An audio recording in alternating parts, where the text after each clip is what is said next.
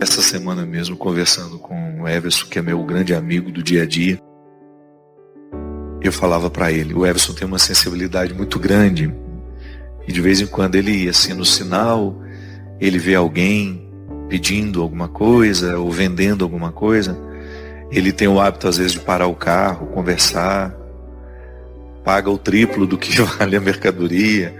É uma maneira que ele tem de ser gentil com as pessoas. E ele não é rico, né? Ele tira do salário dele. Mas eu acho bonito isso nele. Aí ele estava contando que outro dia um senhorzinho que nem tinha tanta idade, mas o aspecto já era de muito sofrido, parado no sinal, e que aí ele parou, se interessou, conversou com o senhor, descobriu. Aí ele falou assim, com os olhos cheios de água, falei, padre, a vontade que eu tinha de colocar aquele senhor dentro do carro e trazer ele para mim. Dar a ele aquilo que a vida não está dando. É disso que eu estou dizendo. Às vezes nós encontramos pessoas, e aí eu também partilhei com ele, que às vezes nós encontramos pessoas que alcançaram tão pouco da vida. Eu não estou falando de alcançar materialmente. Claro, alcançar materialmente também é bom. Trabalhar, estudar, e depois você desfrutar, ter o direito de fazer uma viagem de férias, ter dinheiro para você sair com seus amigos, comer num restaurante, ir ver no cinema. Sim, isso é importante, faz parte das nossas alegrias. Mas eu estou falando daquela realização que ultrapassa a questão material. Que é você ter alcançado o máximo de si. É tão bom quando a gente percebe que nós estamos alcançando o máximo de nós. Essa sensação a gente tem muito quando nós estudamos. Quando você dia a dia vai incorporando novos conhecimentos e você vai percebendo que você vai se distanciando daquela antiga ignorância que você levava com você. Ter um entendimento das coisas, fazer um curso, uma leitura, ver um documentário, um filme, uma peça de teatro que nos sensibilize. Tudo isso vai incorporando, vai alargando, né, os territórios da nossa alma. Então a gente vai tendo a sensação de que nós estamos alcançando cada vez mais os presentes que a vida nos dá. É claro que se você escolhe ficar trancada dentro de casa, amargurada, decepcionada, machucada, se você opta por lamber as feridas o tempo todo e não sai para buscar uma cura para essas feridas, você vai aproveitando cada vez menos da vida. É disso que nós estamos falando. Bartimeu vivia uma espécie de escravidão assim. Vejam o que diz o texto. Chegaram a Jericó e quando Jesus estava saindo da cidade, acompanhavam-no os discípulos e uma grande multidão. O mendigo cego Bartimeu, filho de Timeu, estava sentado à beira do caminho. Ouvindo que era Jesus Nazareno, começou a gritar, Jesus, filho de Davi, tem compaixão de mim? Muitos o repreendiam para que se calasse, mas ele gritava ainda mais alto, filho de Davi, tem compaixão de mim. Jesus parou e disse, chamai-o. Eles chamaram dizendo, coragem, levanta-te, ele te chama. O cego jogou o manto fora, deu um pulo e se aproximou de Jesus. Este lhe perguntou, que queres que eu te faça?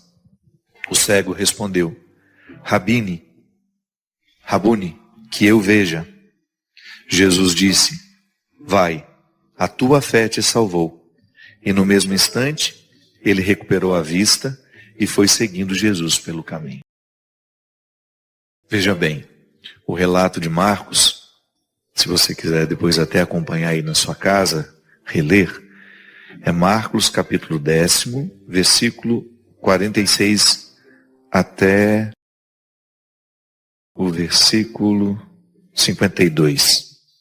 Capítulo 10 do Evangelho de Marcos, versículo 46 a 52. Veja bem, o relato, primeiro diz que quando Bartimeu ouviu que ele não podia ver, quando ele ouviu que Jesus estava passando, o primeiro desejo dele foi correr ao encontro de Jesus. Mas imediatamente ele escutou algumas pessoas dizendo: cala a boca, fica quieto. Não é? Ele é repreendido por aqueles que estavam ali com Jesus, que certamente tinham uma visão bastante preconceituosa. Sim, a gente sabe que nesse contexto religioso aqui, a enfermidade era compreendida por muitos como uma maldição divina. Uma maneira muito cruel de compreender a Deus, né? Então, se tem uma cegueira, se tem uma paralisia, está apenas vivendo as consequências de uma maldição. Então, certamente esses preconceituosos não admitiam em hipótese alguma que Bartimeu pudesse fazer parte do grupo. Então, a primeira reação é de repreensão. Fique quieto no seu canto. Não venha importunar, não venha incomodar. Então, o primeiro desafio que Bartimeu precisa enfrentar é não acreditar nessa ordem. É não acreditar naqueles que queriam calá-lo. E é tão significativo isso, minha gente. Já vamos aplicando na nossa vida. Quantas vezes nós também, vivendo a necessidade de superar uma escravidão, não conseguimos porque estamos rodeados de pessoas que nos mandam ficar quietos. Às vezes até bem intencionadas. Ah, para de incomodar, se ajeite com isso que Deus está lhe dando. Você tem que se conformar. Às vezes são vozes que no fundo acabam sendo diabólicas, porque nos retiram a possibilidade da superação, porque nos acomodam. Ah, deixa por isso mesmo.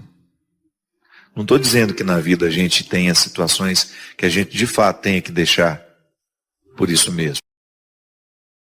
Mas superar um processo de escravidão, não. Nós não podemos parar nas vozes que querem nos calar, que querem nos impedir de sair, de ir adiante, de vencer aquilo que precisa ser vencido em nós. Às vezes nós que vivemos em comunidade, então, meu Deus do céu, como isso é perigoso.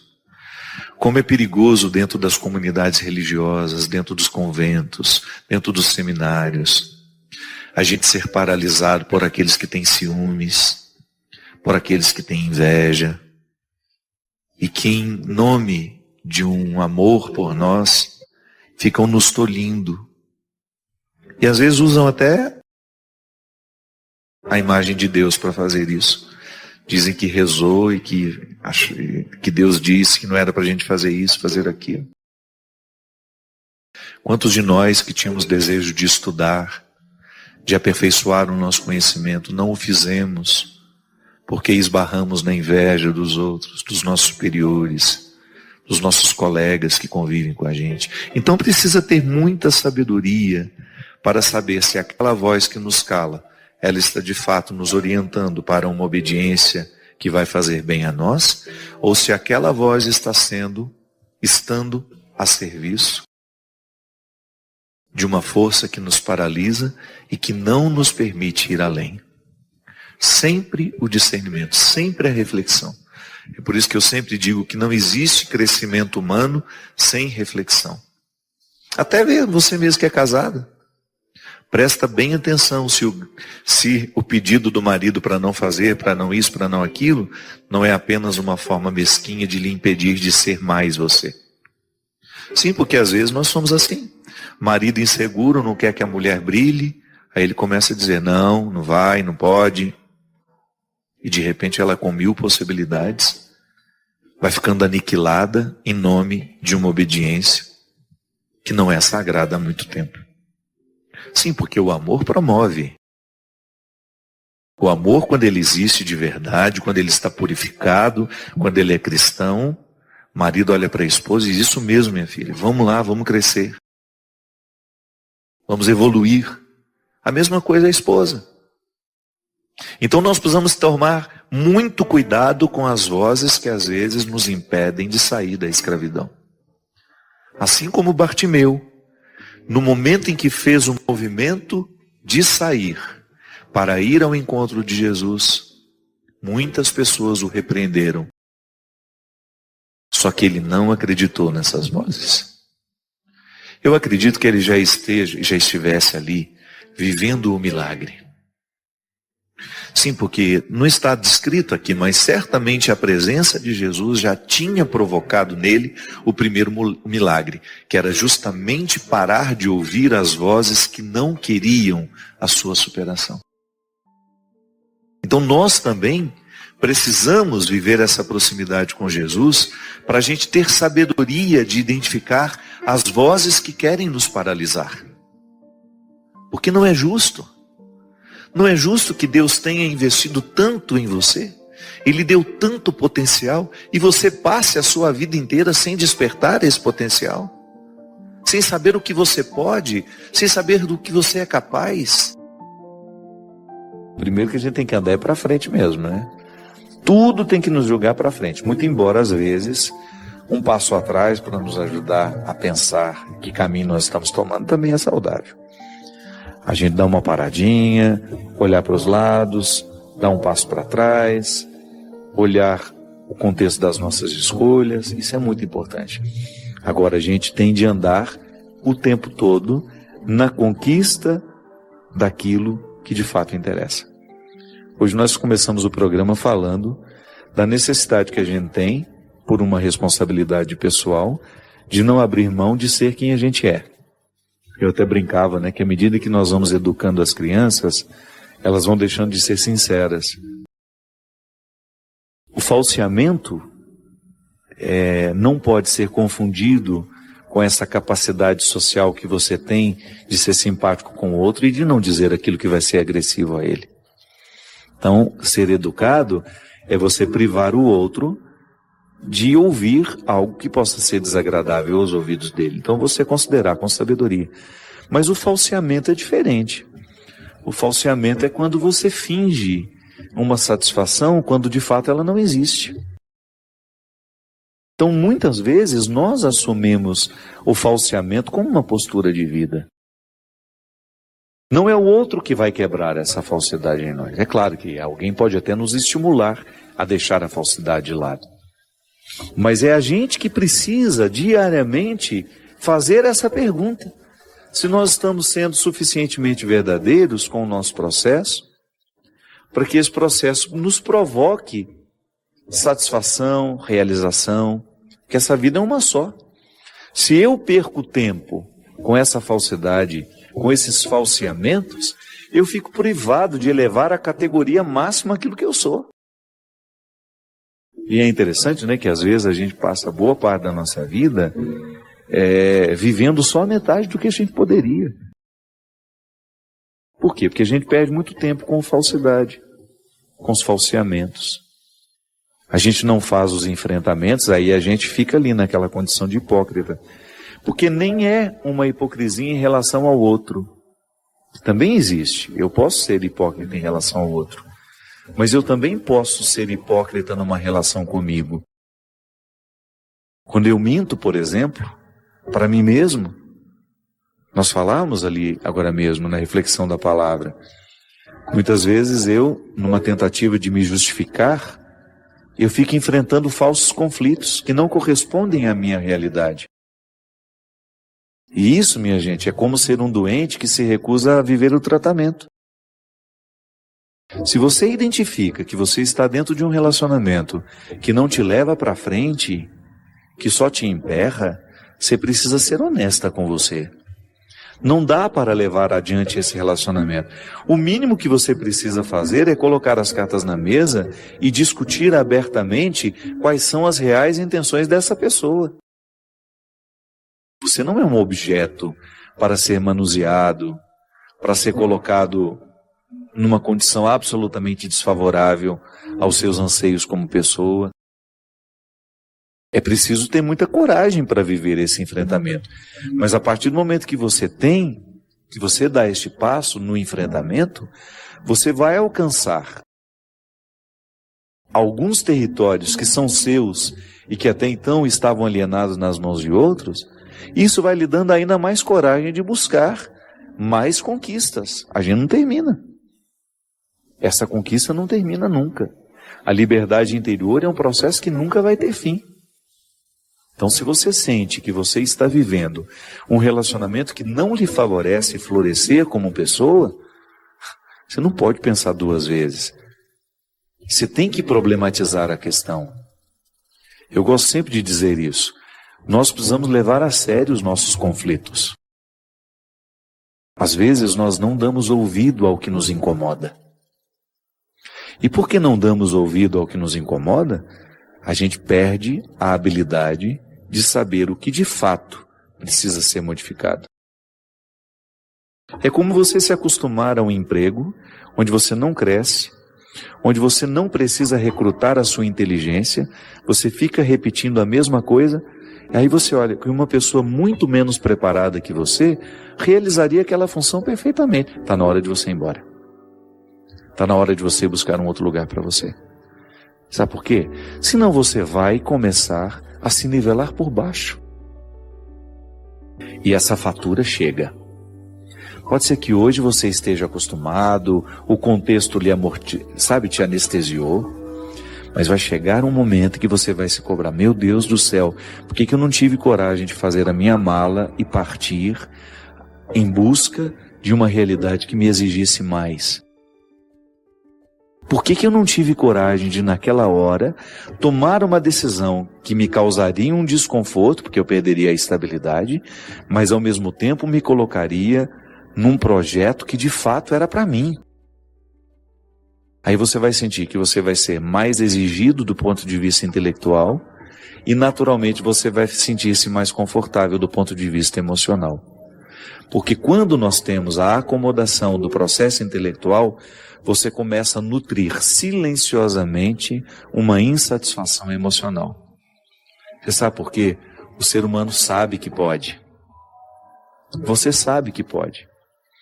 Hoje, conversando com uma amiga minha, ela estava me dizendo, que ela é empresária, ela trabalha não com um grupo muito grande de pessoas, mas ela fala assim, eu sempre tive muita habilidade de mandar os meus funcionários embora. Não é fácil, né? Já mandou alguém embora? Eu também não, eu não quero ter esse desprazer, deve ser muito desagradável. Mas ela disse que quando ela identificava que um funcionário não correspondia mais ao que ela esperava, e que ela certamente teria de enfrentar o dissabor de despedir, ela começava a prestar atenção de maneira especial no que estava desestimulando aquela pessoa. E aí, quando ela chegava para a conversa, ela chegava toda otimista, ela não chegava metendo bronca, não. Ela começava dizendo assim, você tem percebido que você nasceu para muito mais do que aquilo que você faz? Porque se você não está desempenhando bem o seu papel, não é que você é incapaz, não. É que você não está estimulado. Você pode muito mais. Vá buscar um emprego melhor para você. Vá buscar um lugar onde você vá se exigir um pouco mais como pessoa e que naturalmente vai lhe dar uma satisfação, porque o que nos realiza é quando a gente tem a sensação de que a gente está crescendo. Diz que a pessoa vai embora feliz da vida. Isso é um dom. É um dom de fazer o outro perceber que ele pode ser mais. Você faz isso com os outros? Você estimula as pessoas a serem mais? Ou você aproveita a acomodação para que elas fiquem escravizadas dos seus interesses? E você? Você é capaz de se desafiar a querer mais para você? Ou você se contentou com o pouco que a vida lhe deu? Não estou dizendo que você será ingrato, que você vai jogar tudo fora, não. Eu estou apenas querendo que você olhe para você do mesmo jeito como Jesus nos olha. Aquela palavra dura, eu volto a dizer, aos fariseus e aos escribas, não é para humilhá-los, é para acordá-los. Nenhuma palavra de Jesus é para humilhar alguém, para que aqueles se sentissem piores do que eles realmente eram. Não, a palavra dura é para acordar o que está acomodado. Quanto mais acomodado está, mais dura tem de ser a palavra. Senão a gente não acorda. Você tem escutado? Você tem se percebido para saber se de fato você está no lugar certo? Você tem medo de mudar? Tem medo de correr atrás daquilo que você pode se oferecer?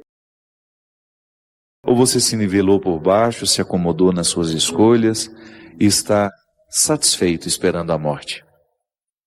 É muito triste isso.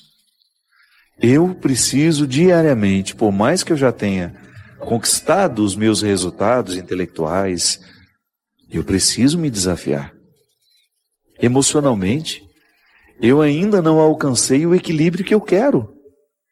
Quero viver cada vez mais dono das minhas emoções. Não quero ser escravo dos meus sentimentos, das minhas iras, dos meus ódios, não. O processo de Deus para mim, o convite de Jesus para mim, é superar tudo aquilo que para mim é um contexto de hipocrisias. Eu quero ouvir essa palavra aqui e em nenhum momento pensar que Jesus está querendo me humilhar em público. Jesus está querendo é me acordar. Quanto mais dura é a palavra de Deus para nós, maior é o seu amor. Porque aquele que ama exige até a última gota, para que aquele que é amado chegue ao melhor de si mesmo. É isso que eu lhe desejo. Que Deus lhe desafie, que Deus lhe incomode, que Deus lhe grite essa palavra dura, para que você saia de todas as realidades, para que você rompa com todas as realidades que estão lhe aprisionando.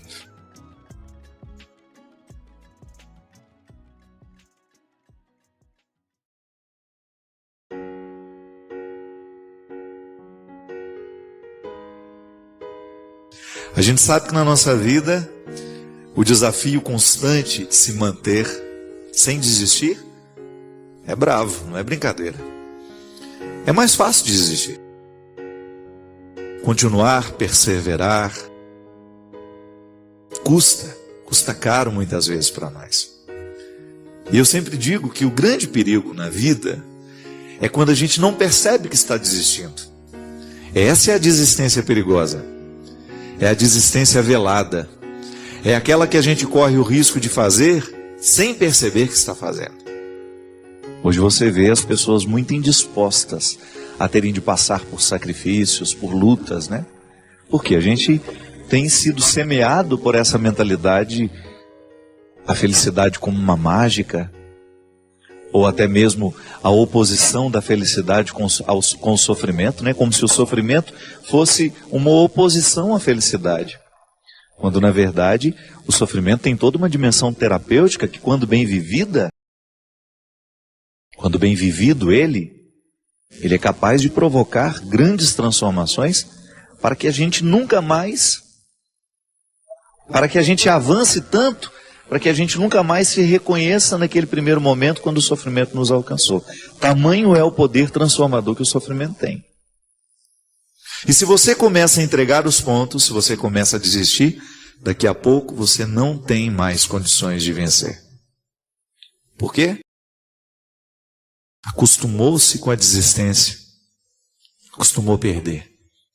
Foi abrindo mão de coisas preciosas, de situações preciosas, de pessoas preciosas, de realidades preciosas, porque não estava atento com o jogo que estava acontecendo. Não permita que esse pessimismo fique tomando conta de você. Assim como o atleta precisa descobrir os recursos para ele chegar no pódio, na nossa vida é do mesmo jeito. Qual que é o pódio a que nós precisamos chegar? É a realização humana. Sabe, de você jogar fora todos os pensamentos que não valem a pena, né? Tudo aquilo que ao longo do dia foi desagradável. Para isso a gente reza, para isso a gente tem de meditar, para isso a gente faz silêncio. E essa é a presença de Deus na nossa vida, para fazer com que cada vez mais nós estejamos puros. Eu gosto dessa expressão do Salmo. Fazei o meu coração ser puro, dai-me um coração puro. O que é ter um coração puro? É ter uma cabeça que está repleta de coisas puras, boas. Não vou deitar levando as minhas mágoas, os meus ressentimentos. Meu Deus do céu, como a gente se agride nesses momentos, né? Como a gente perde uma boa noite de sono porque a gente levou os lixos que julgaram sobre nós, as fofocas que fizeram sobre nós, os comentários maldosos que fizeram sobre nós, ou até mesmo ocupamos o momento do descanso da noite para ficar alimentando essa bobageira toda. Não. E às vezes a gente vai fazendo escolhas, a gente vai julgando de um jeito que a gente não percebe que está perdendo. Aí de repente quando você nota, o déficit já é muito grande, o prejuízo já é muito grande. Aí você olha para trás e diz, aquela velha frase, meu Deus do céu, o que eu fiz da minha vida? Por que eu tratei aquela pessoa daquele jeito? Por que eu não fui mais próximo? Por que eu não trabalhei menos? Ou por que eu não trabalhei mais? Por que eu não me dediquei mais a mim? Aos meus projetos? Por que eu não fui capaz de me amar um pouco mais? E assim, consequentemente, eu ter condições de amar um pouco melhor os que estavam ao meu redor? Por que eu não tive disposição de lidar com aquele defeito tão horroroso que eu tinha e que hoje está muito pior do que naquele tempo da juventude? Por que eu não tive coragem de ser verdadeiro comigo, com as pessoas que estão ao meu redor? Por que eu não olhei de frente para o meu limite, para a minha limitação? Minha gente, mais cedo ou mais tarde, nós vamos nos fazer essa cobrança. Muitas vezes a gente não tem tempo de saborear o que de fato a gente pode na vida. Porque a gente vai vivendo um processo pessimista em tudo. Então você começa a fazer do pessimismo o seu óculos. Veja bem, quando eu coloco o meu pessimismo diante de tudo que eu vejo, tudo eu vou interpretar assim, eu não vou dar conta, eu não posso, eu não sei. E às vezes isso a gente arrasta, a gente permite que do temperamento tome conta de nós. Mas temperamento tem que ser trabalhado. Fico pensando, nas dificuldades que cada um de nós passamos. Quanto sofrimento você já enfrentou? Quantas coisas foram difíceis para você? Momentos dolorosos que você precisou enfrentar? E porque enfrentou bem, porque extraiu aquela dimensão pedagógica do sofrimento, hoje você tem uma grandeza na sua alma, na sua maneira de pensar, na sua maneira de olhar para o outro, que você deve àquele tempo de sofrimento. A gente vira outro depois do sofrimento, bem vivido, bem experimentado. Aí você experimenta a simplicidade do jogo, em que você, sem a necessidade de muitas artimanhas, cumpre bem o papel de ser quem você é. Às vezes isso faz falta para mim e sei que isso faz falta para você também. Sei que às vezes a sua vida tem muita coisa acontecendo em torno dela. Mas eu tenho medo que você não esteja em tudo isso que está acontecendo em torno dela. Tem muita gente que olha para a vida do outro e acha que o melhor é ser aquilo. Não. O melhor é ser o que a gente pode. Não adianta nada você querer ficar vendo o outro e querendo ser o outro. Não adianta. Isso só vai lhe trazer infelicidades. E para de se comparar, porque às vezes a gente se compara o tempo todo. Sabe, minha gente, eu tenho pedido muito a Deus de me dar a sensibilidade de perceber a vida que eu estou vivendo. Eu não quero viver sem perceber a vida.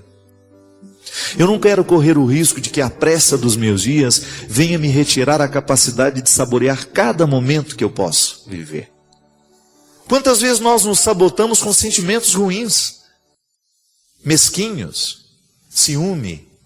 Eu tenho ciúme de tal pessoa. E aí eu começo a alimentar aquela coisa ruim dentro de mim, doentia. E porque é doentio, me adoece. Aí a gente fica amargurado. Por quê? Porque você não alcançou o seu objetivo. E o ciúme mostra para você que você não alcançou aquele objetivo. De ser dono do outro ou de querer o outro para você. Inveja. Quantas vezes nós deixamos de vencer porque nós paramos na inveja que a gente tem do outro? De nada vale eu proclamar que Jesus é vitorioso, que Jesus está ressuscitado, se eu não buscar a minha parcela de ressurreição a cada dia, a cada instante. Essa é a dimensão positiva do sofrimento dentro do cristianismo. O sofrimento é um processo reparador. Ele nos transforma. A Sagrada Escritura fala muito disso. Salmos, Tantos salmos nos ensinam a sofrer, né? Tantos salmos são um alento para nós no momento em que a vida está sendo difícil. O Senhor é meu pastor e nada me faltará, ainda que eu passe pelo vale das sombras, ainda que eu passe pelo lugar onde é impossível passar com os braços abertos, por exemplo. Tamanha estreiteza. Eu quero ir. E o Senhor está comigo. O Senhor me fortalece. Você não pode se sabotar. Você não tem o direito de viver se sabotando. É impressionante como às vezes o processo da sabotagem, ele é inconsciente. Tem gente que se autodestrói sem saber que está fazendo isso. Os vícios, né? Se você for pensar, o que é o vício na vida de uma pessoa? Está se sabotando. Se eu acendo um cigarro que eu sei que está cheio de substâncias nocivas a mim, e eu jogo aquela fumaça tóxica para dentro do meu organismo. Quantas pessoas com câncer? Por quê? Porque se alimentaram mal. Porque não fizeram a coisa certa. Porque permitiram que o estresse fosse muito maior do que deveria ser. Porque é inevitável, é claro que a gente se estressa. Mas quando você eleva o estresse a níveis muito altos, quando você não cria o seu espaço para o seu descanso, para a sua reflexão, para a sua parada, você corre o risco de estar alimentando doenças. Sabotagens, minha gente, que nós vamos fazendo. O álcool. Quantas famílias sendo destruídas pelo álcool do pai, ou da mãe, ou de um irmão. Alguém na família que está sendo sabotado pela droga. Coragem. Queira a saúde. Queira a vida saudável. Porque Deus presente no nosso coração nos motiva a isso. A gente fazer com que cada vez mais as nossas escolhas sejam pela vida. Eu quero viver, eu quero ter coragem, eu quero ter esperança, eu quero ter fé. E a minha decisão pela vida, pela coragem, pela fé, vai influenciar aqui dentro da nossa casa. Vai influenciar o jeito como nós estamos nos alimentando, o jeito como nós estamos vivendo, o jeito como nós estamos nos tratando. Heráclito dizia, e essa é a frase mais conhecida dele, que nós não podemos tomar banho 2 vezes no mesmo rio. Porque toda vez que a gente entra, o rio já é outro. Ali está acontecendo um movimento, um remanso de transformações. O rio preserva o que ele é, mas se acrescenta de outras águas e vai fazendo movimento, e ele vai vindo a ser. Um constante processo de vir a ser.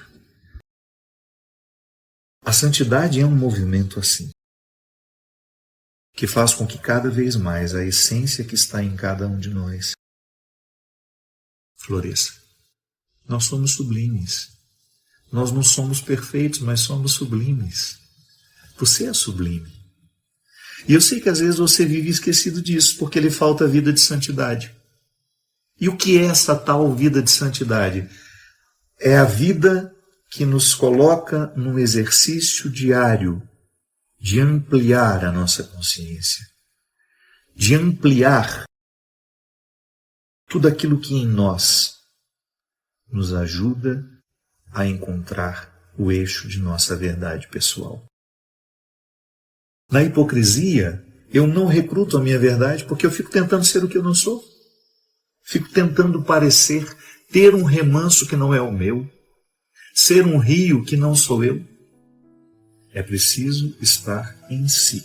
A vida de santidade, que não é uma vida de perfeição, é uma vida de busca, de cultivo, para que a gente não fique vitimados por aquilo que nos retira da santidade. Vida de santidade não é vida de perfeição, mas é vida de busca pela verdade.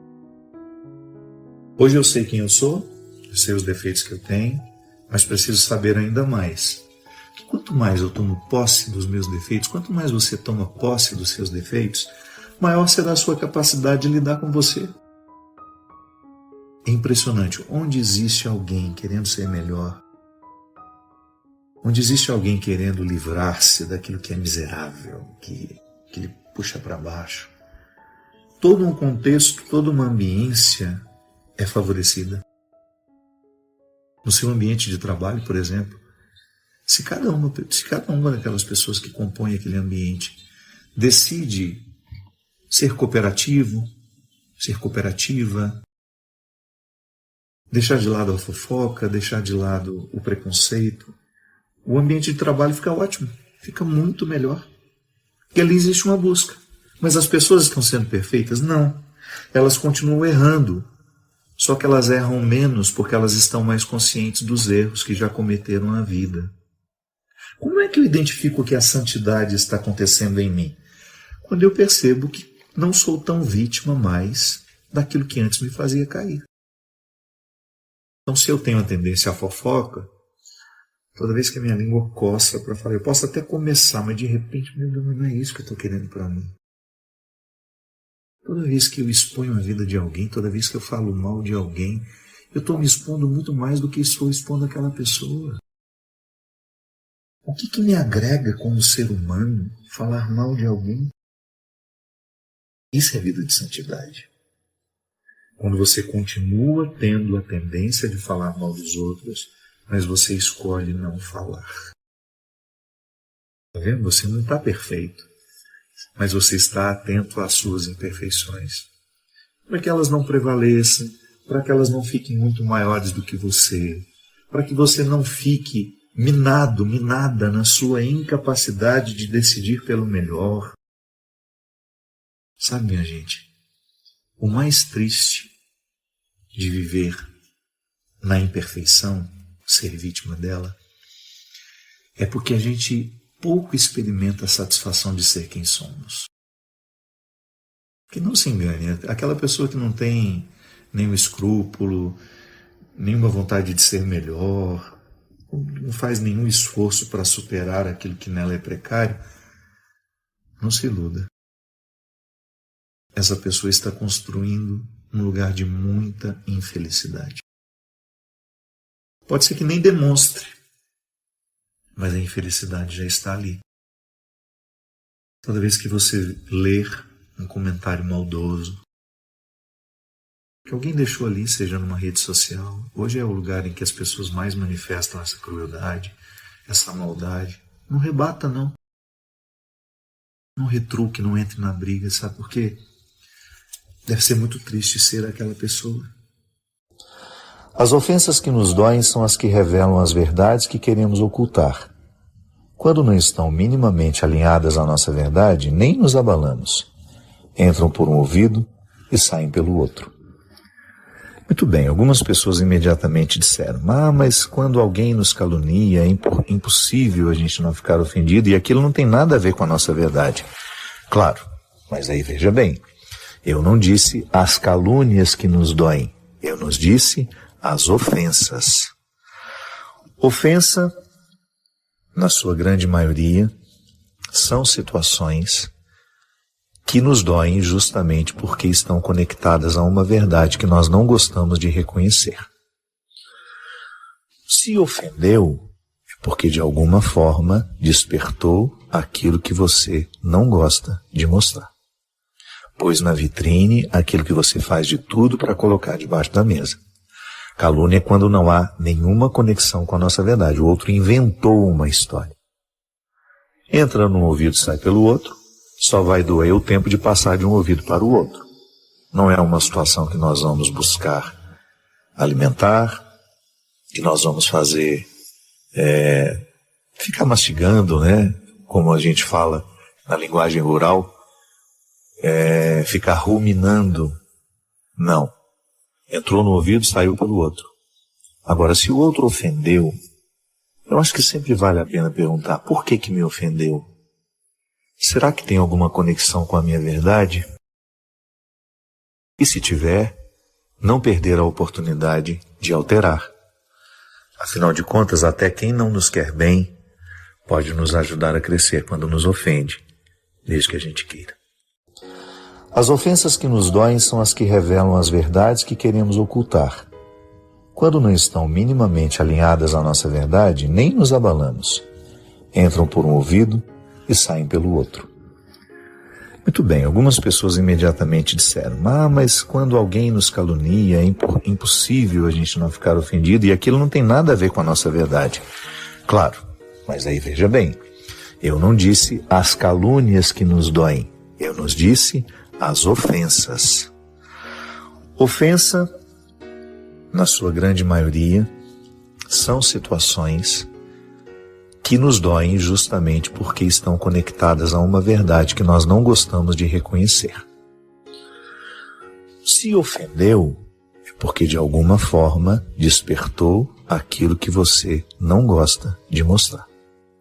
Pôs na vitrine aquilo que você faz de tudo para colocar debaixo da mesa. Calúnia é quando não há nenhuma conexão com a nossa verdade. O outro inventou uma história. Entra num ouvido, sai pelo outro. Só vai doer o tempo de passar de um ouvido para o outro.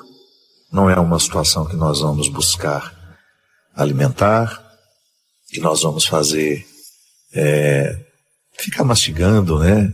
Como a gente fala na linguagem rural, ficar ruminando. Não. Entrou no ouvido, saiu pelo outro. Agora, se o outro ofendeu, eu acho que sempre vale a pena perguntar, por que me ofendeu? Será que tem alguma conexão com a minha verdade? E se tiver, não perder a oportunidade de alterar. Afinal de contas, até quem não nos quer bem pode nos ajudar a crescer quando nos ofende, desde que a gente queira.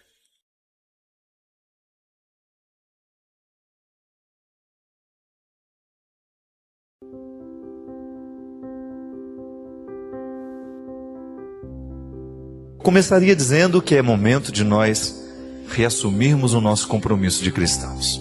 É a gente saber que nós estamos numa caminhada, que essa caminhada vai ter momentos difíceis, nós vamos ter alegrias, nós vamos ter dificuldades, mas nós não podemos desanimar dela. Não há outro jeito. Nós não temos mais como retornar, esquecer que já fomos tocados pela vida de Jesus, esquecermos o que aprendemos com Ele. É momento de evoluir. E é sempre bom a gente encher o nosso coração de novas esperanças, né? Outro dia uma criança perguntou para mim, padre, como é que eu sei que o ano velho acabou e o novo começou? Mas aquela criança me perguntava sobre um sentido mais profundo dessa história de mudar o ano, de acabar o velho e começar o novo. Lamentavelmente, eu naquele momento,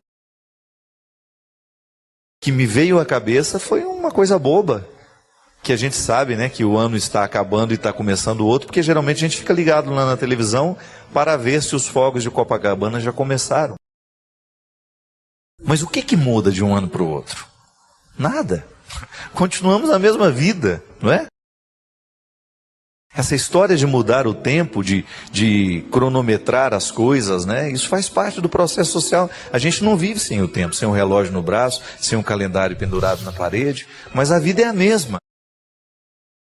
Mas é claro que dentro de nós alguma coisa pode mudar.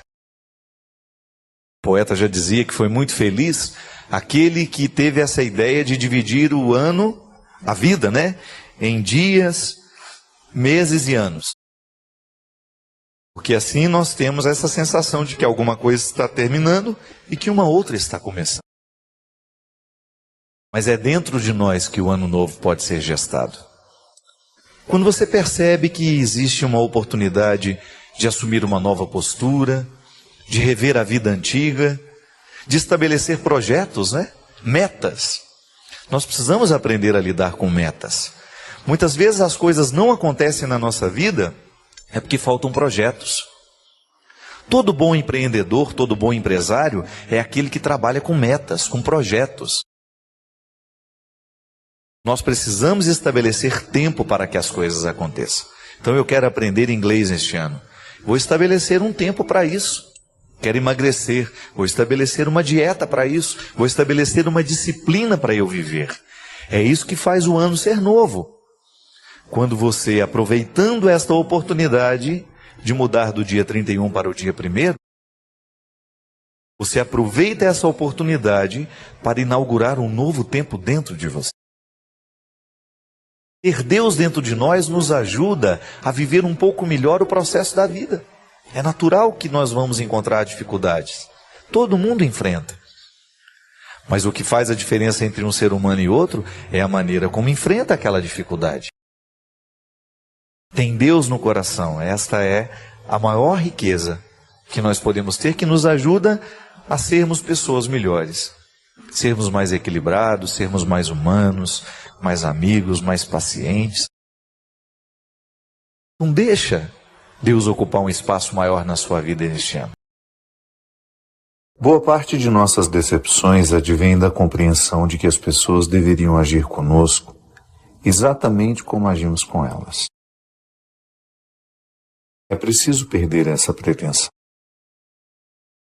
As pessoas são regidas por outros comandos, diferentes dos nossos. O segredo é continuar oferecendo o melhor de nós aos outros, mesmo que nem sempre seja recíproco. Eu sei que esse é um lugar comum, você já deve ter pensado muito sobre isso, mas de vez em quando é bom a gente iluminar isso que nós tantas vezes é obscuro, apesar de nós sabermos que é assim. Porque nem sempre basta saber. Às vezes a gente precisa saber sempre, renovar isso dentro de nós. Por que nós continuamos nos frustrando em relação às pessoas? Porque elas não corresponderam ao que nós esperávamos delas. Porque no fundo, apesar de nós sabermos que os outros não têm obrigação de ser como nós queremos que sejam, nós alimentamos essa ilusão. Nós carregamos essa pretensão. As pessoas são como são. De vez em quando vão acertar muito com a gente, de vez em quando vão errar, da mesma forma como nós também acertamos e erramos com os outros. O que nós podemos fazer é minimizar dentro de nós essas expectativas. Está conhecendo alguém? Faça de tudo para não romantizar essa pessoa. Faça de tudo, faça o esforço para não depositar sobre ela expectativas que dizem muito mais respeito a você do que a ela.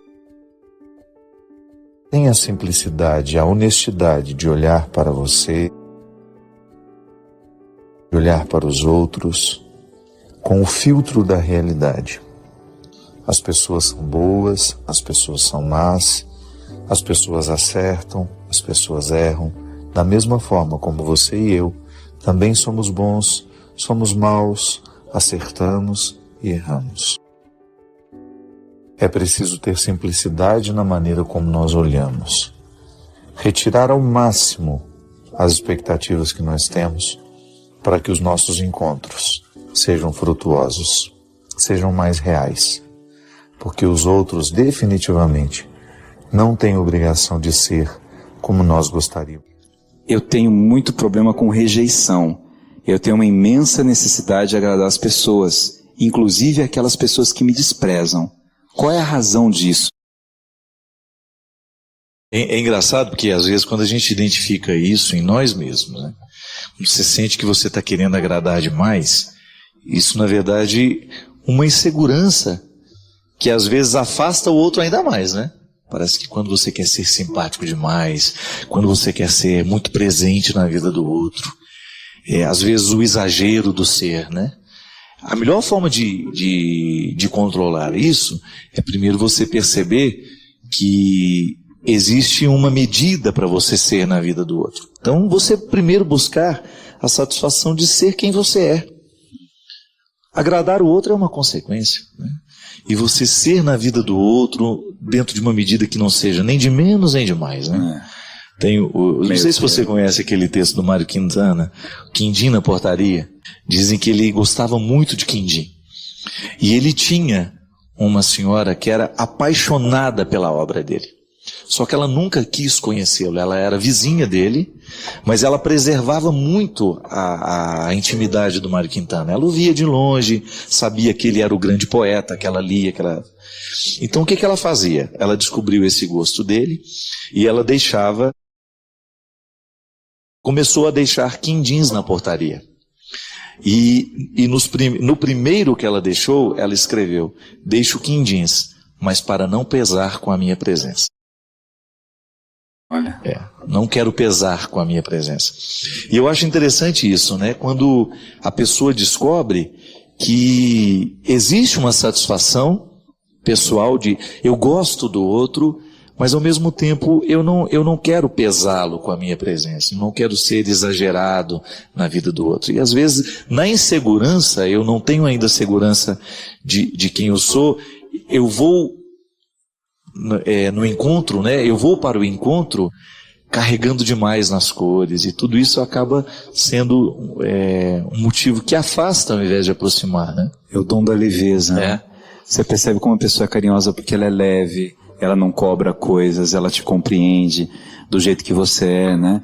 É tão legal isso que tem gente, né, padre, que tem essa coisa assim de jogar em você felicidade, no sentido assim, se você não fizer o que ela imagina que você deveria fazer, parece que a culpa do problema dela é seu, e não é. Quer dizer, cada um, a culpa não é minha, né? Você quer atribuir um fracasso, um sucesso a uma outra pessoa, justamente, né? E não é justo isso, né? Não é justo. E, sobretudo, quando você percebe que você projetou demais, né? O que você esperava do outro. Isso também é extremamente desastroso, né? Eu gosto muito de uma coisa que é muito aristotélico isso, mas que é o conceito da inutilidade da amizade, né?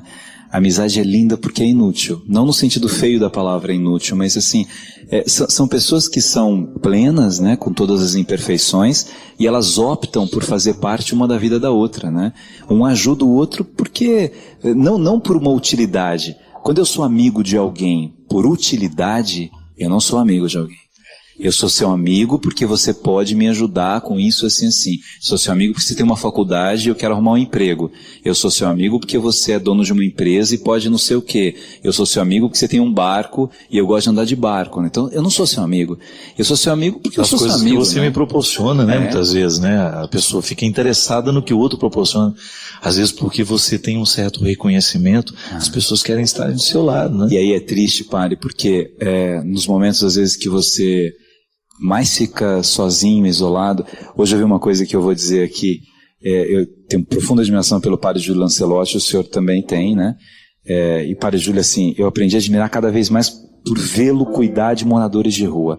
E assim, e aí eu vejo que os moradores de rua conhecem pelo nome, tomam a bênção dele, então é sinal que ele fica lá, que ele fica com eles, que ele cuida. Não é marketing, aí, né? O padre Júlio falou assim, olha, Chalita, eu aprendi a amar o padre Fábio, porque assim, nos momentos mais difíceis da minha vida, quando as pessoas me julgaram de uma forma precipitada, quando as pessoas não me compreenderam, né? Eu via o programa dele e eu olhava assim, eu sentia que Deus falava pro meu coração por meio dele, pela vida sacerdotal dele, e eu ficava mais sacerdote, mais padre, né? Isso é tão bonito, né? E a forma carinhosa como o senhor tratava.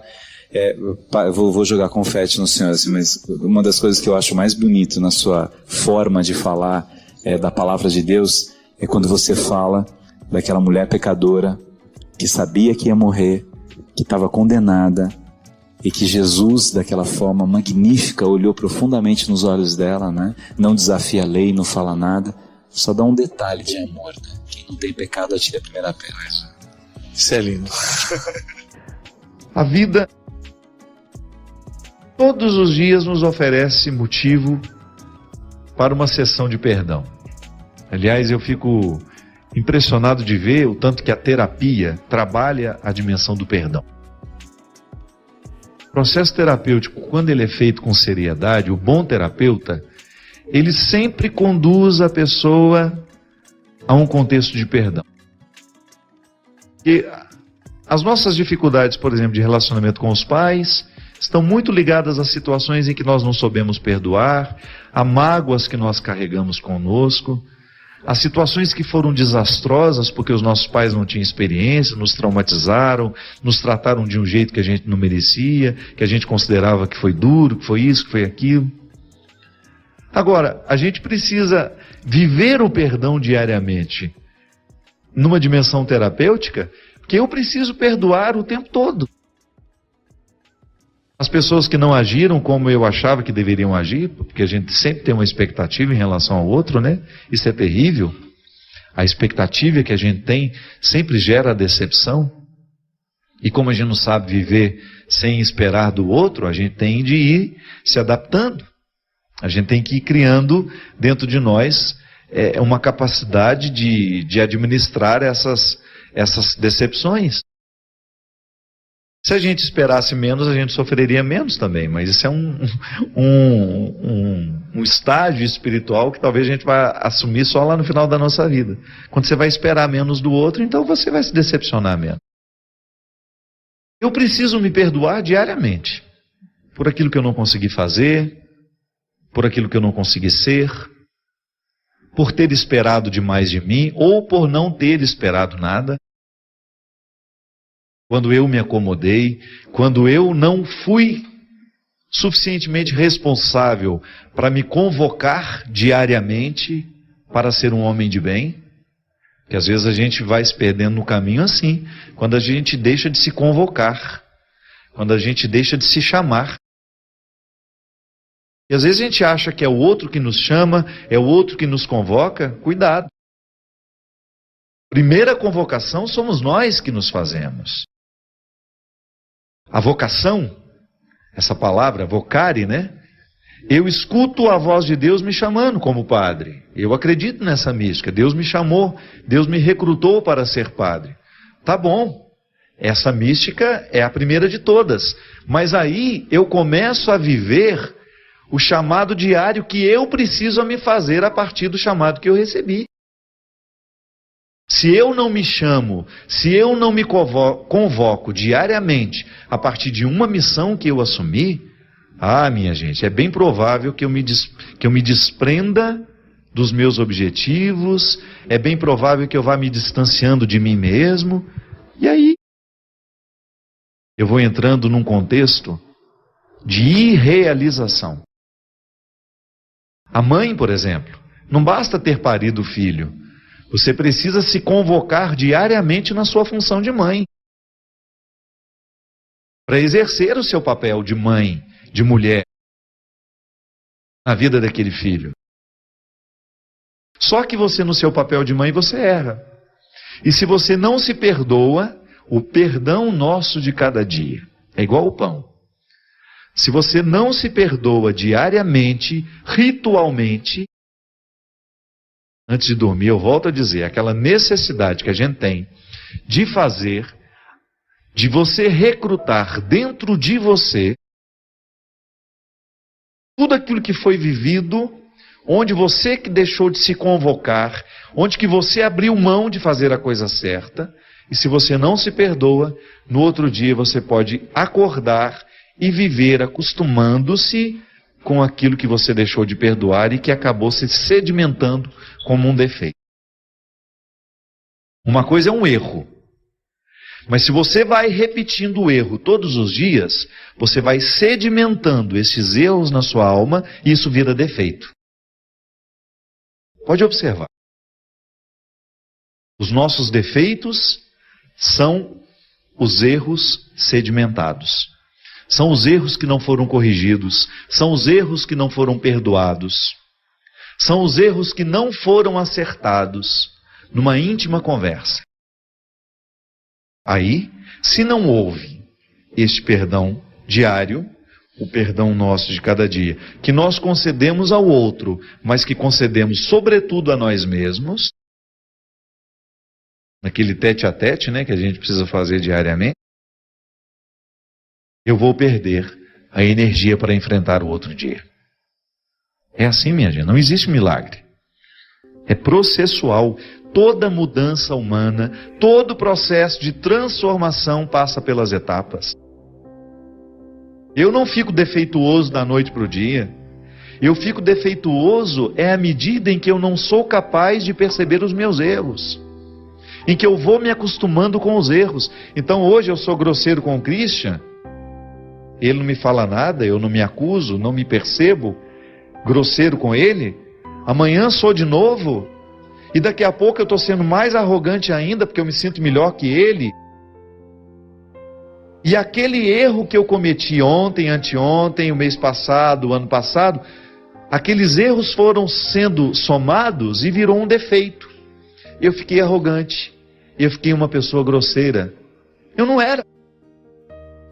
Eu fui me tornando à medida em que eu fui me acostumando com as minhas grosserias do dia a dia. Observe-se. E você vai perceber. Tantas vezes na vida você foi grosseiro, você foi alimentando aquela grosseria, você não se acusou o outro, de repente até te falou, mas você não ouviu, não prestou atenção. Você foi se acostumando com aquele defeito, aí ficou sedimentado. Olhe para os seus defeitos e você vai observar que eles foram processuais. É um processo que foi acontecendo. Não foi da noite para o dia que esse defeito chegou. Por causa de uma preguiça espiritual, por causa de uma preguiça comportamental, é que nós vamos acumulando os defeitos. É como engordar. Você não engorda com esse brigadeiro de hoje que nós vamos comer. Que nós vamos comer. A gente engorda é à medida em que isso se torna um hábito. Tá bom, hoje estamos reunidos, vamos festejar essa reunião aqui, a dona da casa nos recebendo. Faz um docinho ali. Meu médico dizia uma coisa muito interessante. Não diz mais porque ele faleceu. Não é a dieta de um dia que nos emagrece e não é o exagero de um dia que nos engorda. É o hábito. Na vida espiritual a mesma coisa. Na vida comportamental a mesma coisa. É aquilo que a gente vai fazendo aos poucos, que vai se tornando um volume, né? Vai ficando volumoso à medida que nós vamos ajuntando aquilo, é que a gente vai perdendo o vigor. Mas o contrário também é verdadeiro. Se eu não deixo passar a grosseria, e eu peço perdão ao Christian, pela minha grosseria, pela minha indelicadeza, e depois, antes de dormir, peço perdão também a mim, por não ter sido capaz de ser gentil com o Christian, e me renovo e não vou me sentir culpado, mas vou me sentir arrependido para no outro dia eu começar o meu dia iluminado pelo erro cometido ontem e ao mesmo tempo consciente que eu não tenho o direito de fazer de novo, aí sim eu estou falando de um processo humano responsável, saudável e honesto. É o que a gente precisa. Não desanime. Preste atenção em tudo aquilo que está sedimentado como defeito e não se acostume com isso. Trabalhe sim com a possibilidade de revirar esses defeitos, de ir eliminando aos poucos a partir do cultivo de virtudes. É assim que Deus vence em nós. O grande objetivo do diabo é que a gente se acostume com os defeitos que tem. Mas Deus nos motiva diariamente a transformar tudo isso em virtude. É o que eu lhe desejo. Que a bênção do Deus Todo-Poderoso desça sobre nós e nos livre da comodidade que os defeitos nos trazem e nos motive sempre mais a andar no duro caminho das virtudes. Ele que é Pai, Filho e Espírito Santo. Amém. Até a semana que vem, se Deus quiser.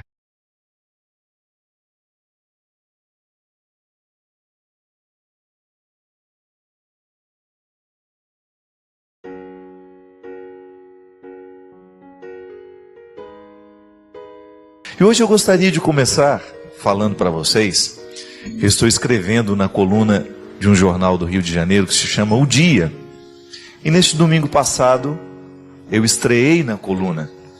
E eu resolvi começar a coluna do jornal O Dia contando a história de uma mulher chamada Flor de Lis. Flor de Lis é uma mulher que nasceu na favela do Rio de Janeiro, que resolveu fazer diferença no mundo. Há até um filme que foi feito sobre a vida dela, cujo subtítulo é Basta uma palavra para mudar. Flor de Lis adotou mais de 50 crianças. Aos poucos, fui vivendo essa escolha de fazer diferença, descobrindo o sofrimento. Onde existia o sofrimento, onde ela sabia que existia uma criança sofrendo na favela, ela ia atrás. E foi trazendo aos poucos para a sua casa. E foi transformando a sua casa num verdadeiro lar de crianças rejeitadas. Fico pensando que Flor de Lis, não a música do Djavan, mas aquela mulher que resolveu subir os morros das favelas do Rio de Janeiro e recolher as crianças que estavam abandonadas e jogadas fora, Flor de Lis é semelhante à canção do Djavan. Ela faz a mesma coisa que Djavan fez com a letra triste.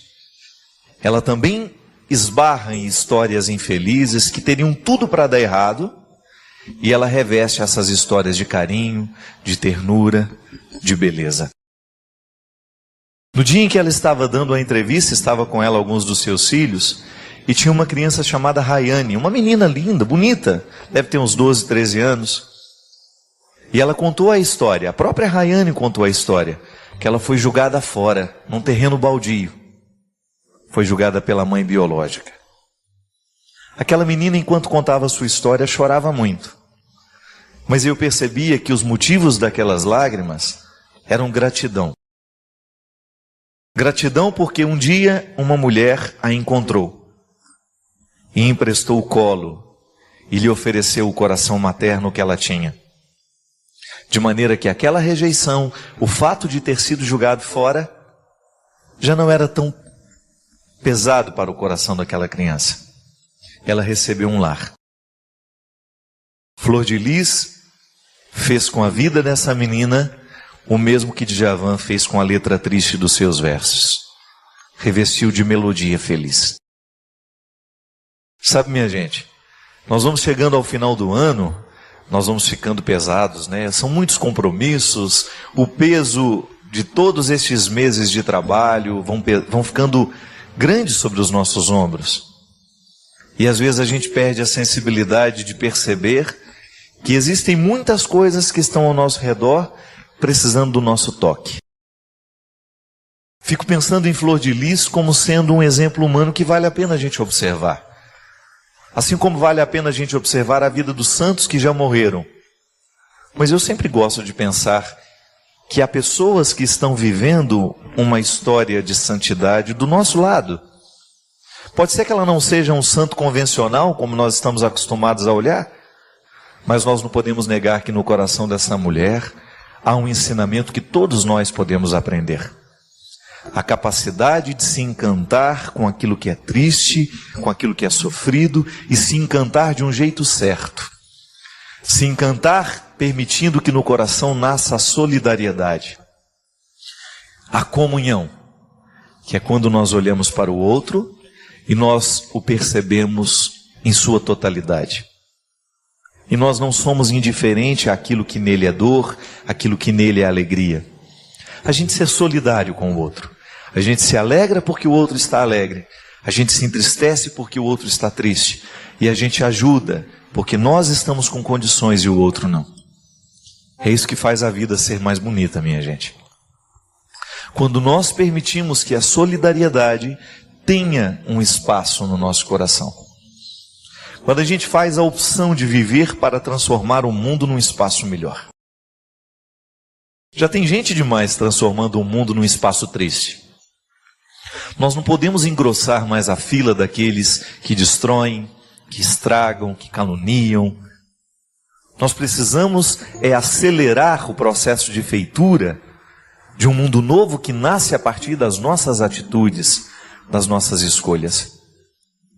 Também estava lá um rapaz que hoje é advogado formado, que foi encontrado pela Flor de Lis também no morro. O rapaz estava dando um testemunho lindo. Ele dizia assim, que ele fazia parte da liderança do tráfico no morro do Rio de Janeiro. Era violento.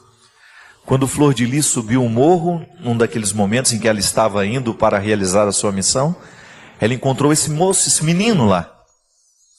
E ele com sua arma nas mãos, e todas as armas que ele trazia dentro do coração, ela chegou perto dele, olhou para ele e disse: "Eu amo você." E aquele rapaz, como é que essa mulher pode dizer que me ama se ela nunca me encontrou? Se ela nem sabe quem sou eu? E ela voltou a olhar para ele e insistiu com ele: "Eu amo você." Emprestou para ele naquele momento uma solidariedade que ele não conhecia. E o mais bonito, o amou no momento do crime, não no momento em que ele fazia tudo certo. O amou no momento em que ele não merecia ser amado aos nossos olhos. Fez o que Jesus fez com todas as pessoas que ele encontrava. amava mesmo no momento do crime. Eu fico muito comovido toda vez que eu escuto uma história ou toda vez que eu vejo alguém que consegue fazer isso. Confesso. É profundamente transformador para o outro, para nós, toda vez que alguém nos ama no momento em que não merecemos ser amados. Não há coração que resista a um sentimento deste. E aquele rapaz mudou de vida a partir desta ousadia de Flor de Lis. Uma ousadia, um jeito estranho de tratar, né? Não é muito comum, isso é estranho. Alguém amar o outro no momento da violência, no momento do crime, olhar para ele e acordá-lo para a vida assim, fazê-lo perceber que ele pode ser melhor, fazê-lo descobrir os valores que estavam adormecidos dentro dele. Eu fico pensando, sabe, o quanto que este processo humano, deste mundo cruel, adormece o coração das pessoas para que elas não percebam quem elas são e o que elas podem. Minha gente, o grande problema da violência no mundo é isso. Ela vai entorpecendo, ela vai endurecendo corações empedernidos, né? Corações que já não estão mais sensíveis ao poder da vida, ao poder da bondade, ao poder das coisas que são construtivas. Por quê? Porque elas se acostumaram. E de repente, Flor de Lis acredita que basta uma palavra para mudar. Basta uma palavra para ser transformada a vida de alguém. E a palavra que ela escolhe é essa. É o amor, é a misericórdia, é a solidariedade. Eu fico me lembrando daquele homem que tem a sua filha doente, né? E que se encontra com Jesus e diz: olha, o senhor não precisa nem ir lá na minha casa. Eu não sou digno de que entreis em minha morada, mas dizei uma só palavra e eu serei salvo. Nós usamos essa palavra. Lá naquele momento ele se refere à filha. Diga uma palavra e a minha filha que está lá no leito será salva. Aquele homem também acreditava no poder de uma única palavra de Jesus. Assim como Flor de Lis também acredita. Eu não sei nem qual é a religião daquela mulher. Não deu tempo. Ninguém perguntou para ela qual é a fé que ela professa. Se ela é católica, se ela é evangélica, se ela é budista, se ela... Não sei. Porque ali, a verdadeira religião estava manifestada sem que nenhuma palavra fosse dita. O verdadeiro ensinamento de Jesus, a vida cristã, estava demonstrada ali, naquele testemunho simples, de uma mulher que resolveu abrir as portas da sua casa para que as tristezas do mundo fossem curadas, para que as mazelas do mundo fossem lavadas. Você sabe que uma das cenas mais felizes que eu tenho era quando eu era criança e eu ficava sentado vendo a minha mãe lavar roupa. Eu achava linda aquela cena. Doméstica, né? Uma cena muito doméstica. Todos nós já vimos isso. A princípio, aquela mala imensa, né, amarrada com um lençol, aquele monte de roupa suja, e a minha mãe cantando, que ela sempre gostava de lavar roupa cantando, aquele sol bonito, aquele dia quente, aquela água limpa caindo no tanque, ela jogando aquelas roupas sujas ali, lavando, e enquanto lavava, cantava. A purificação, né? O processo da limpeza é tão lindo. Quando alguma coisa está sujo, né? E a gente começa a lavar aquilo que está sujo, e nós vamos devolvendo aquilo que está sujo um estado original. Assim como nós, quando estamos sujos demais, cansados, há uma coisa melhor do que você chegar em casa cansado, ir para o seu chuveiro e tomar aquele banho. É como se a gente jogasse para o ralo tudo aquilo que nos cansou ao longo do dia. O sono é melhor depois. A sensação de descanso já começa com o banho tomado. Flor de Lis faz isso com o mundo. Como? Trazendo para dentro da sua casa as tristezas que ela encontra. Na morfologia de crianças abandonadas, em rostos que foram rejeitados, em gente que foi jogada fora como se fosse um objeto. Traz para dentro de casa, dá banho, limpa, devolve a dignidade e diz, olhando nos olhos dessas crianças: eu amo você. Aqui é a sua casa. Você tem lugar aqui. O mesmo que Jesus fazia com as pessoas que ele encontrava, gente. O mesmo que a minha mãe fazia com as roupas sujas que ela lavava. O mesmo que nós podemos fazer com a palavra que nós dizemos. Quantas vezes eu descubro isso? Há uma palavra que tem o poder de lavar o outro. Há uma palavra que tem o poder de fazer o outro ficar limpo de novo. É fantástico isso no mistério da confissão, né? Eu como padre, ao dar a absolvição dos pecados, depois de escutar aquele processo de lavagem, né? Porque é julgar para fora o que está sujo. E acreditar que pelo ministério sacerdotal, o homem tem o poder de absolver o pecado, porque está diretamente ligado àquele que é o perdão do pecado. Lava toda a roupa suja do pecado no momento em que recebe a absolvição. Fica novo de novo. É por isso que a igreja trabalha o tempo todo a partir do rito, né? Que nos recorda a água, o sacramental que a água representa dentro do rito. A água lava, a água purifica. Por isso que você tem na Sagrada Escritura muitas passagens onde a água está lavando, purificando. Você tem no Calvário, quando a lança perpassa o coração do Cristo, a água que é jorrada, o sangue e a água, para lavar a humanidade de todas as suas impurezas. Desculpe-me ser tão ousado em dizer isso. Flor de Lis descobriu que nos calvários do mundo ela também pode oferecer essa água. Para lavar o que pesa, para oferecer abrigo a quem não tem. Resolveu acordar. Não quis ser uma mulher fútil. Quis ser alguém que poderia fazer diferença no mundo. Seja assim também. Sejamos assim também. Diante de uma história como essa, só nos resta uma reação. Fazer o mesmo. Pode ser que você nem tenha condições de abrigar 50 crianças, pode ser que você não tenha nem condições de trazer para dentro da sua casa, a sua estrutura de vida não lhe permite isso, você não tem como parar a sua vida para ir fazer isso, mas você pode acordar e perceber que há muitas instituições que fazem isso, e que se você torna parceiro dessas instituições, que são instituições sérias, você também ajuda a lavar estas mazelas da humanidade. São muitas as pessoas que hoje, graças a Deus, não estão esperando o governo, não estão esperando as políticas públicas, mas estão arregaçando as próprias mangas e colocando a mão nessa massa. Vamos fazer o mesmo.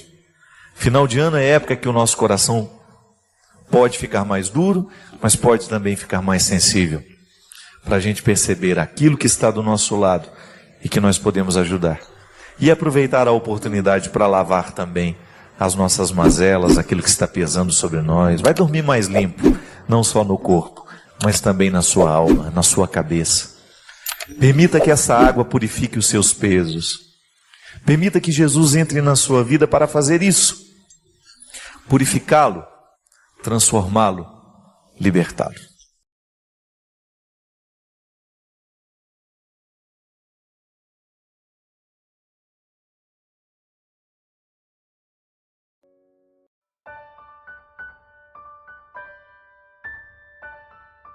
Veio com uma mensagem, foi a Sandra que mandou, lá de Brasília, um texto da Cora Coralina, que eu gostaria que ficasse para nós hoje, para nos ajudar a refletir as questões que nós temos aqui no programa. Um repórter perguntou, Cora Coralina, que é uma grande poetisa, goiana, que perguntou para ela assim: Cora Coralina, o que é viver bem? E ela disse: eu não tenho medo dos anos e não penso em velhice. E digo para você, não pense também. Não diga eu estou envelhecendo, estou ficando velha. Eu não digo isso. Eu não digo estou velha e não digo que estou ouvindo pouco. É claro que quando preciso de ajuda, eu digo que preciso. Procuro sempre ler e estar atualizada com os fatos, e isso me ajuda a vencer as dificuldades da vida. O melhor roteiro é ler e praticar o que lê. O bom é produzir sempre e não dormir de dia. Bem, eu não posso falar isso ontem porque eu dormi a tarde inteira, né? Porque eu cheguei uma noite sem dormir, precisei dormir. Contrariei a Coralina ontem. Também não diga para você que está ficando esquecido, porque assim você fica mais ainda. Precisa tomar muito cuidado com o que você pronuncia a respeito de você mesmo. Cuidado. Estou muito esquecida. Para com isso. Comece a pensar positivo. Não fique se colocando tantos defeitos assim, porque você acaba assumindo esses defeitos. Nunca digo que estou doente. Digo sempre, estou ótimo. Nunca digo que estou cansada. Nada de palavra negativa. Quanto mais você diz está ficando cansada e é esquecida, mais que esquecida e cansada você fica. Está ouvindo, dona Ana? Me escute bem que agora eu vou dizer para a senhora. Você vai se convencendo daquilo e convence os outros. É verdade. Então, silêncio.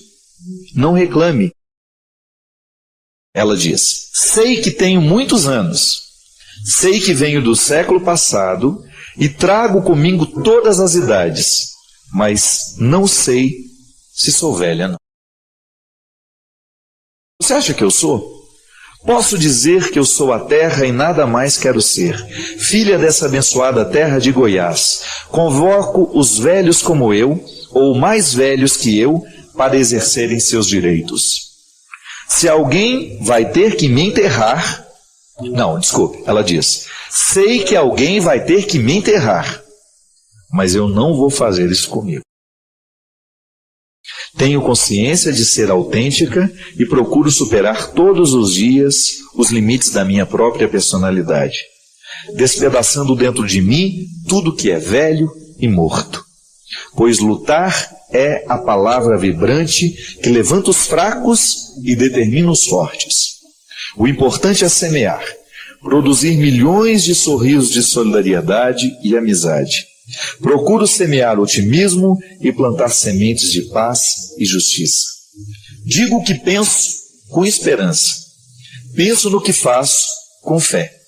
Faço o que devo fazer com amor e me esforço para ser cada dia melhor, pois a bondade a gente também aprende.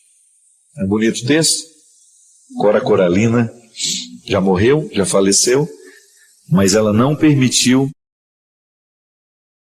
que a vida ficasse morta dentro dela, né? Isso é muito edificante a gente ouvir um testemunho assim. Pessoas que não permitem o abatimento da alma, né, minha gente? Porque dificuldade nós sempre temos. Por isso que eu gosto de ser sempre portador de uma palavra que seja de incentivo, de luta. Não é para passar a mão na cabeça de ninguém, não. É para a gente descobrir o valor da luta. O que Jesus propõe para todas as pessoas que ele encontra é luta. Não se acomode nos seus defeitos. Não se enterre antes da hora, né? Como diz a Cora Coralina no texto. Sei que alguém vai me enterrar, mas eu não vou fazer isso comigo. Às vezes nós nos enterramos. Nós começamos a morrer antes da hora, né? Nós antecipamos o processo do sepultamento quando eu descubro que já não estou mais cultivando alegrias, quando já não estou mais recebendo a luz do dia, quando eu não estou mais festejando as minhas possibilidades, quando eu me acostumei com a vida. A vida não pode, você não pode se acostumar com a vida. A vida precisa ser sempre uma experiência de encanto. Hoje eu preciso me encantar com aquilo que eu tenho. É por isso, minha gente, que não existe resposta pronta. Nós não temos possibilidade de dar resposta pronta para os problemas de ninguém. Porque a vida, antes de ser uma resposta pronta, ela é uma pergunta que vale a pena. Você se interrogar o tempo todo, o que hoje eu posso fazer para melhorar o mundo, não é? E isso ser uma mística que nos conduz, que nos leva, que leva a mim, que leva a você. Essa mística que não permite que a gente pare no tempo, mas que a gente acolha cada dia, a cada instante, com uma possibilidade. E voltamos ao texto dela: bondade é uma coisa que a gente aprende. Aprender a ser bom, aprender a dar valor na vida, não é verdade? Às vezes nós vamos amortecendo o nosso coração, nós vamos nos acostumando com as dificuldades que a gente tem, e a gente acaba deixando de aprender a bondade, a gente acaba deixando de aprender o que verdadeiramente na vida vale a pena. Mas as coisas são muito difíceis na minha vida. Tudo eu tenho conseguido com muito suor. Padre, mas é tudo mesmo. Tem que ser assim? Minha filha, eu não conheço de outro jeito não, viu? Na minha vida também tudo é difícil. Ninguém prometeu que seria fácil, não, minha filha. Se a gente quer resultado, nós temos que lutar. Não adianta, nada vai cair do céu. Nada cai do céu. Fé nasce do chão. Acho que a gente inverteu as coisas, né?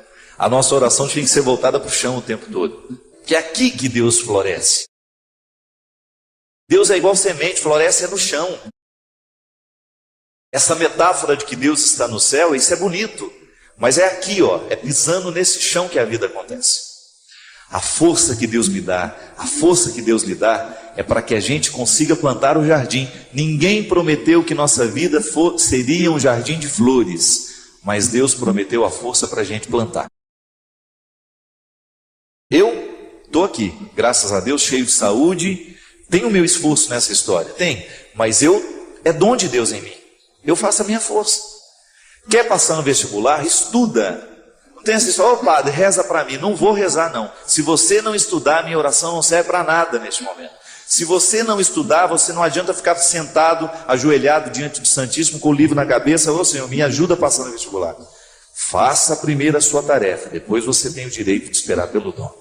Nós só temos o direito de esperar pelo impossível depois que fizermos tudo o que nos foi possível.